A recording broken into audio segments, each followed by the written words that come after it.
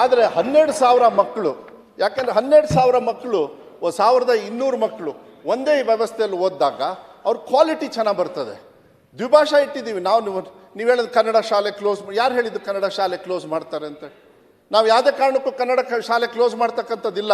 ನಮ್ಮ ರಕ್ತದಲ್ಲಿ ಕನ್ನಡ ಇದೆ, ಭವಿಷ್ಯ ಎಲ್ಲಿದೆ ಅಂಥೇಳಿ ಮಕ್ಕಳನ್ನು ದಯವಿಟ್ಟು ನೀವು ಯೋಚನೆ ಮಾಡಬೇಕಾಗುತ್ತೆ.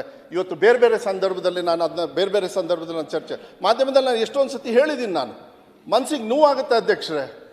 ಯಾವುದೇ ಕಾರಣಕ್ಕೂ ನಾನು ಹೇಳದೇ ಇರ್ತಕ್ಕಂಥದ್ದು ಉತ್ತರ ಕೊಡ್ತಕ್ಕಂಥದ್ದನ್ನು ಇಲ್ಲ ಅಂತ ಪ್ರಶ್ನೆ ಸದಸ್ಯರ ತಲೆಗೆ ಹೋಗ್ತಾ ಇದೆ ಅಂತ ಹೇಳಿದರೆ ಕಾರಣ ನಾನಲ್ಲ. ನಾನು ಕ್ಲೋಸ್ ಮಾಡ್ತಕ್ಕಂಥ ಪರಿಸ್ಥಿತಿನೂ ಇಲ್ಲ. ಹಣ ವ್ಯವಸ್ಥೆ ಎಲ್ಲಿ ಅಂತ ಹೇಳಿದ್ರಿ. ನಾವು ಘೋಷಣೆ ಮಾಡಿದ್ದು 500 ಶಾಲೆ. ಆದರೆ ಇವತ್ತು ನನಗೆ ಭಾಳ ಸಂತೋಷ ಇದೆ, ಹೆಮ್ಮೆ ಇದೆ.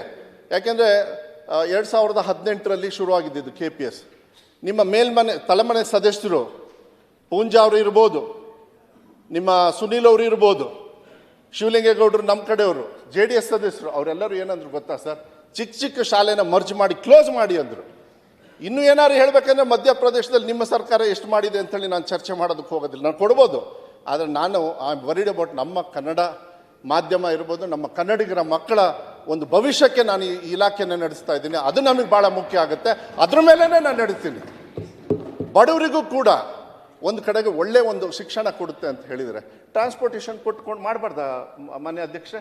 14 ವರ್ಷ ಯಾಕೆ LKG ಒಂದು ಕಡೆಗೆ ಇರಬೇಕು, ಇದಾದಮೇಲೆ ಇನ್ನೊಂದು ಹಳ್ಳಿಗೆ ಪ್ರೈಮರಿ ಹೈಸ್ಕೂಲಿಗೆ ಹೋಗಬೇಕು, ಅದಾದಮೇಲೆ ಇನ್ನೊಂದು ತಾಲೂಕು ಹೆಡ್ ಕ್ವಾರ್ಟರ್ಸಿಗೆ ಸೆಕೆಂಡ್ ಇಯರ್ PUCಗೆ ಹೋಗಬೇಕು, ಬೇಕು.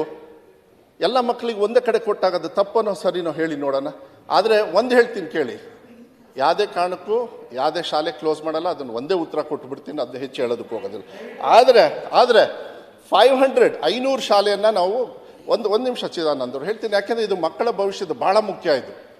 ಯಾಕೆಂದರೆ ನೀವು ನಮ್ಮ ಹಿರಿಯರು, ನಮ್ಮ ತಂದೆ ಬಂಗಾರಪ್ಪಾಜಿಯವರು ಇರಬೇಕಾದ್ರೆ ಸರ್ ತಾವು ಕೂಡ ಯಾವುದಾದ್ರು ಶಾಲೆಗೆ ಹೋದಾಗ, ಯಾಕೆಂದರೆ ಹಿರಿಯರು ಸದಸ್ಯರು ಬೇಕಾದಷ್ಟು ಜನರು ಇದ್ದೀರಿ, ನೀವೆಲ್ಲ ಮುಂಚೆ ಏನು ಮಾಡೋರು, ಯಾರು ರೋಡ್ ಕೇಳ್ತಿರ್ಲಿಲ್ಲ ಸರ್ 40 ವರ್ಷದ ಹಿಂದೆ, ನಮ್ಮ ಊರಿಗೆ ಒಂದು ಶಾಲೆ ಕೊಡಿ ಅಂಥೇಳಿ. ಅದು ಬರ್ಡನ್ ಆಗಿದೆಯಾ ಅಂಥೇಳಿ ನಾನು ಚರ್ಚೆ ಮಾಡೋದಕ್ಕೆ ಹೋಗೋದಿಲ್ಲ.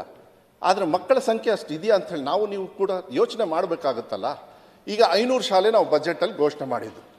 ಏಷ್ಯನ್ ಮುಗಿಸ್ಬಿಡ್ತೀನಿ.